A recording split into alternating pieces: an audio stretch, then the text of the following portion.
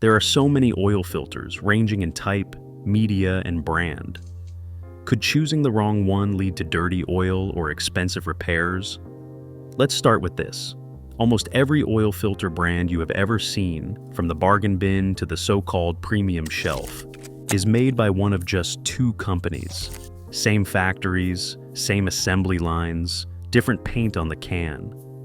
So, what are we really talking about here? Are oil filters genuinely different from each other? Or is this just another way for parts stores to squeeze more money out of us? That is a question we need to ask, and we will find answers that show more than many will expect. We are not talking about whether you should change your oil filter. Everyone knows you should. We are talking about whether the type of filter you choose, the brand, the media inside it, the construction quality, actually changes what happens to your engine over tens of thousands of miles. To answer that, we need to start with something that completely reframes the debate. Nearly every oil filter sold in North America comes from one of two manufacturing groups. The first is called First Brands Group. They own Champion Labs and Fram, and they produce filters sold under the names AC Delco, STP, Supertech, K&N, Castrol, Pennzoil, Royal Purple, and over 30 other brands, all from the same facilities in Illinois, South Carolina, and Shanghai. The second is Mann plus Hummel, a German filtration company. They own Wiex and Purolator and manufacture Napa Gold, Bosch for the United States market, and CarQuest filters. So, that $3 Supertech filter and that $12 Mobil 1 filter may literally just come from the same building. The difference is in the specifications each brand orders, the media type, the valve quality, and the materials used in construction. But the filter aisle at your local auto parts store is largely theater. Different packaging, different logos, same parent companies. Wait, so if they all come from the same places, does that mean the expensive ones are just a markup? Not exactly. This is where the rabbit hole gets deeper. Even within the same factory, the engineering differences between product lines are real and measurable. The media inside a basic Fram Extra Guard is cellulose, which is essentially treated wood pulp. It catches roughly 95% of particles at 20 microns. But the media inside a Fram Ultra Synthetic is full synthetic glass fiber, and in independent lab testing it scored 99.96% efficiency at 20 microns. Same company, same factory. Dramatically different performance. There are three types of filter media you will find on the market. Cellulose, which is paper-based, uses wood pulp fibers with an inconsistent pore structure. Up to 40% of the media surface does not flow anything at all. These filters capture about 40% of particles at 10 microns, cost between $2 and $5, and last 3,000 to 5,000 miles. Synthetic media uses precisely manufactured glass fibers with uniform pore structure. These achieve 98 to nearly 100% efficiency at 20 microns, hold 2 to 4 times more dirt before they are full, cost $8 to $15, and can last 10 to 25,000 miles. Then there is blended media, which splits the difference at $5 to $8 and hits roughly 95 to 97% efficiency at 20 microns. For most drivers, the blended option is the sweet spot. Okay, so the media matters, but how much does that efficiency number actually affect the engine? Is the difference between 95% and 99% really going to show? This is where we get into what engineers call the clearance-sized particle range, and it is probably the most important concept in this entire conversation. The particles that destroy your engine are not the big chunks. They are the ones we cannot see. We are talking about particles between 5 and 20 microns in size. For reference, a human hair is 50 to 70 microns wide. You cannot see these particles with the naked eye, but your engine feels every single one of them. Modern engine bearing clearances run between 2 and 22 microns during operation. The oil film between your piston rings and cylinder walls is roughly 3 microns thick. When a particle that is the same size as those clearances gets caught between two moving metal surfaces, it acts like a microscopic cutting tool. It does not just float by, it embeds itself and grinds. A landmark study published by the Society of Automotive Engineers, paper number 881825, tested engines with 40-micron filtration, 30-micron filtration, and 15-micron filtration under controlled conditions.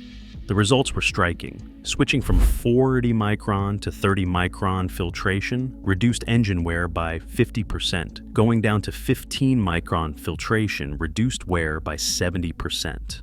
A separate General Motors and AC Delco diesel study found an 8-fold improvement in engine life with finer filtration. Particles smaller than 10 microns generated 3.6 times more wear on rods, rings, and main bearings than particles larger than 20 microns.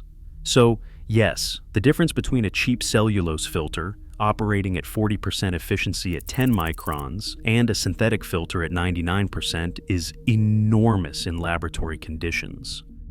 So, if the lab data is that clear, why is there even a debate? Because real-world results tell a slightly different story, and this is where intellectual honesty matters. Blackstone Labs is the most respected independent oil analysis company in North America. They analyze tens of thousands of used oil samples every year. In their massive database of results, they do not normally see much difference between the various oil filters on the market in terms of actual wear metals. Under normal oil change intervals from 3,000 to 7,500 miles, the measurable difference between a decent filter and a premium one appears to be negligible. The oil change interval itself dominates the outcome. The General Motors study used extreme test conditions equivalent to running an engine 570,000 miles without an oil change. No real driver would ever replicate that.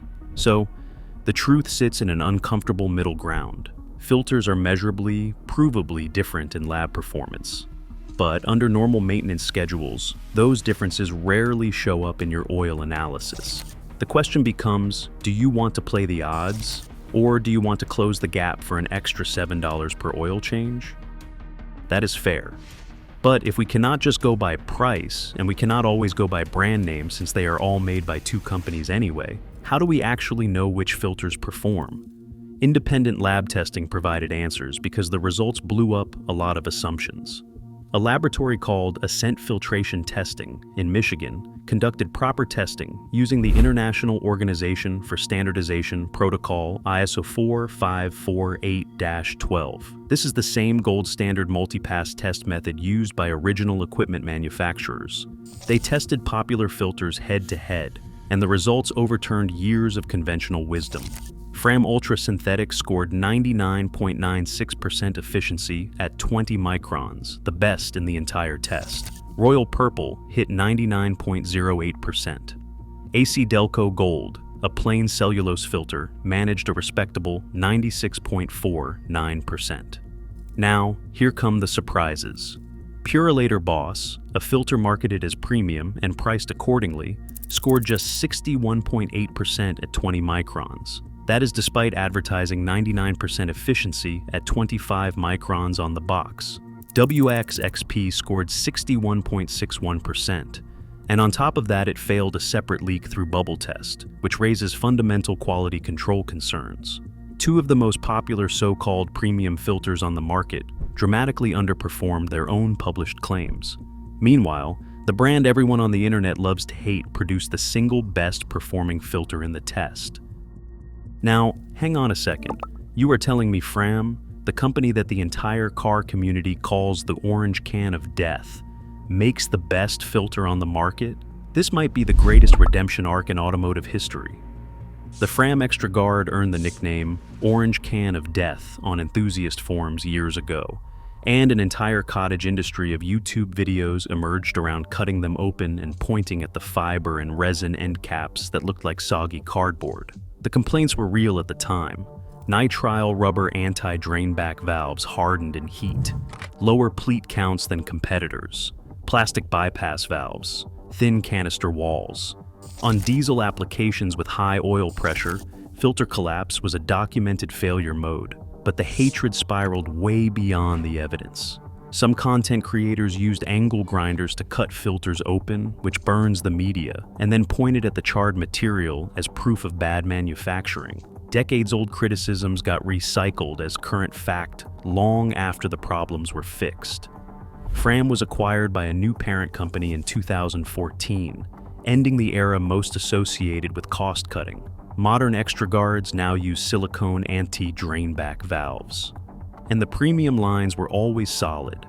The Fram Ultra Synthetic has now become one of the top 2 most recommended filters on the very same forum that invented the orange can of death nickname. One longtime member captured the irony perfectly. He said he had gone full circle. He started as a happy Fram user, then became convinced Fram was garbage, and now puts Fram Ultras on everything he owns.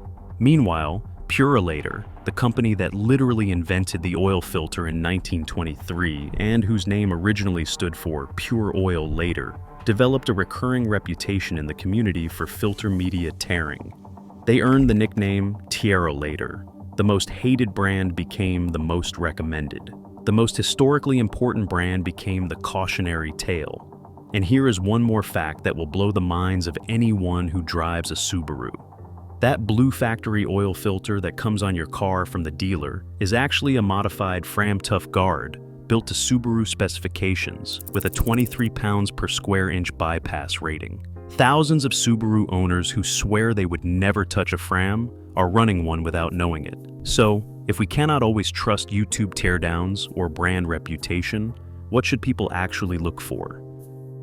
That is the key question. And the answer comes down to understanding a few critical components inside the filter that many will not think about. The bypass valve is arguably the most important part. Its job is to let oil flow around the filter media if the filter gets clogged, because unfiltered oil is still better than no oil at all. If the bypass valve sticks open, unfiltered oil flows to your bearings continuously. That is not immediately catastrophic, but it is cumulatively destructive over time. If it sticks closed, pressure builds behind a clogged filter until the canister can physically burst, dumping your entire oil supply in minutes. That will kill an engine before you even know something is wrong. Cheap filters often use stamped leaf spring bypass valves that can dent out of calibration if the filter gets bumped during installation. Premium filters use precision-calibrated valves that hold their setting. The anti-drainback valve is the second critical component. When you shut your engine off, gravity wants to drain oil out of the filter back into the sump. Without a good anti-drainback valve, the next time you start the engine, the oil pump has to refill empty galleries before oil reaches your bearings and cam lobes. That means several seconds of metals-on-metal contact at every startup. Nitrile rubber valves and budget filters harden over time, especially in heat, and eventually fail to seal. Silicone valves and premium filters maintain flexibility across all temperature ranges for the entire service life of the filter. Then there is media collapse. When a malfunctioning bypass valve combines with cold, thick oil or extended drain intervals, the filter element physically crumples around the center tube. This releases all captured contaminants back into the oil while simultaneously restricting flow. The filter looks fine from the outside. Oil pressure reads normal on your gauge, but increasingly large particles are passing through, and the wear cycle accelerates silently. That makes sense for the mechanical side. But what about the most common debate online? Whether you need a synthetic media filter if you are running synthetic oil. The word synthetic in synthetic filter refers to the filter media material, glass fiber versus cellulose paper. It has nothing to do with oil compatibility. Every modern oil filter works perfectly fine with both conventional oil and synthetic oil. The nuance is this: if you are using synthetic oil specifically to extend your drain intervals out to 10,000 or 15,000 miles, a cellulose media filter does not have the capacity or durability to last the full interval. You need a better filter not because of the oil type, but because of the longer service life you are asking the filter to survive. A $3 cellulose filter will reach its dirt-holding capacity and start bypassing long before you hit that 10,000-mile mark. Field studies show that 18% of oil filters reach capacity by 3,500 miles in stop-and-go driving. So, if you are the person running full synthetic on long intervals, your filter choice is the one area where it genuinely matters. What about the idea that a bigger filter always means better filtration? People often assume that based on size alone, but a small filter with high-quality synthetic media can outperform a larger filter with basic cellulose in both efficiency and dirt-holding capacity. In some applications, using an oversized filter can decrease oil system pressure and reduce flow. At the same time, a larger filter with the same media does offer more surface area and higher contaminant capacity, which is a legitimate advantage. Size alone is not the answer, media quality is. So, where does all of this leave the average guy who just wants to do right by his engine without overthinking it? Here is the practical breakdown. Filter quality matters most in 4 specific scenarios. First, turbocharged engines. Oil in a turbo passes through extremely tight bearing clearances at temperatures exceeding 300 degrees Fahrenheit. Particles that would not harm main bearings can destroy a turbo. Second, extended drain intervals beyond 7,500 miles.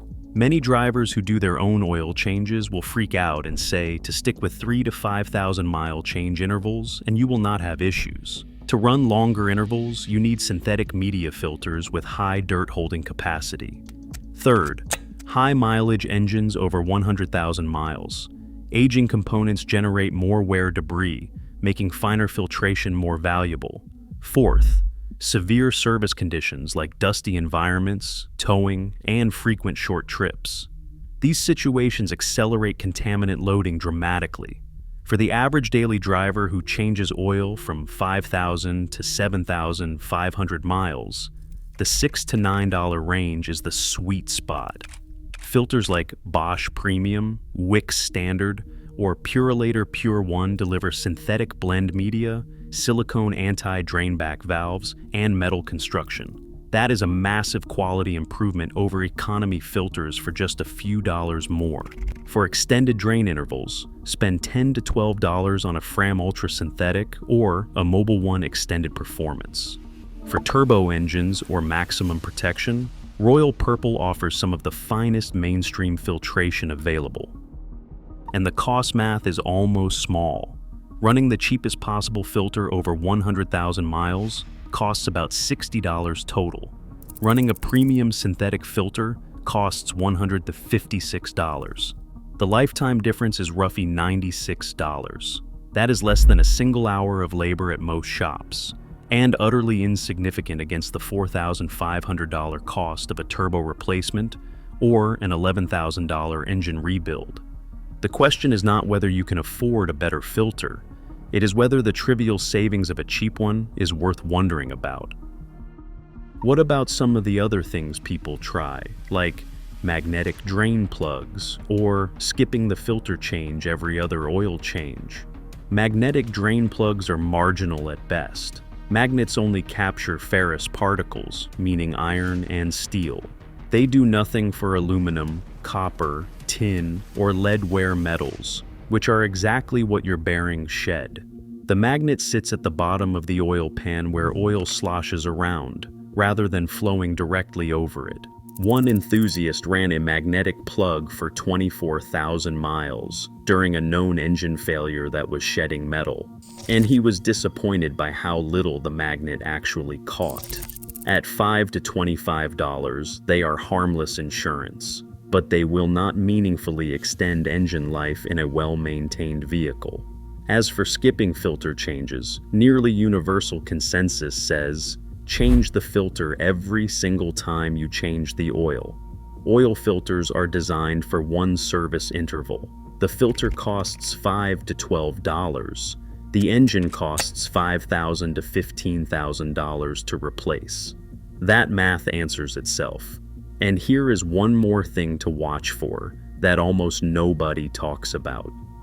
The most common catastrophic failure during an oil change is not a bad filter. It is the double gasket.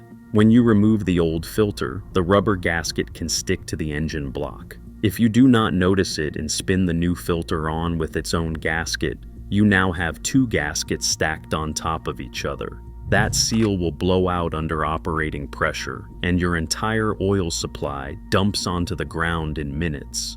Always look at the old filter after you pull it off. Make sure the gasket came with it.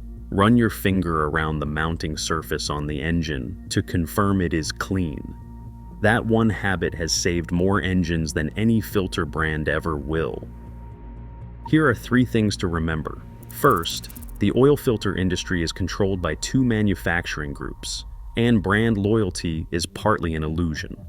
Understanding what media type and construction your specific filter uses matters far more than the logo on the can. Second, independent lab testing revealed that some of the most popular premium filters dramatically underperform their advertised specifications, while the most mocked brand in the community produces the top-performing filter. Do not always trust marketing claims or teardown videos. Look for lab data. Third, the one scenario where filter selection becomes genuinely critical is extended oil drain intervals. Running synthetic oil for 10 to 15,000 miles on a $3 cellulose filter is the one common practice that almost certainly accelerates engine wear, because the filter reaches capacity and bypasses long before the oil needs changing. One warning to carry with you. If your oil analysis comes back clean and your engine sounds fine, do not assume your filter is doing its job. The most dangerous filter failures produce no symptoms at all. The bypass valve opens quietly. The media collapses silently. The oil pressure gauge reads normal the entire time. The damage accumulates invisibly over years, and by the time you notice, the bearings are already worn. Spend the extra $7. It is the cheapest insurance in all of automotive maintenance.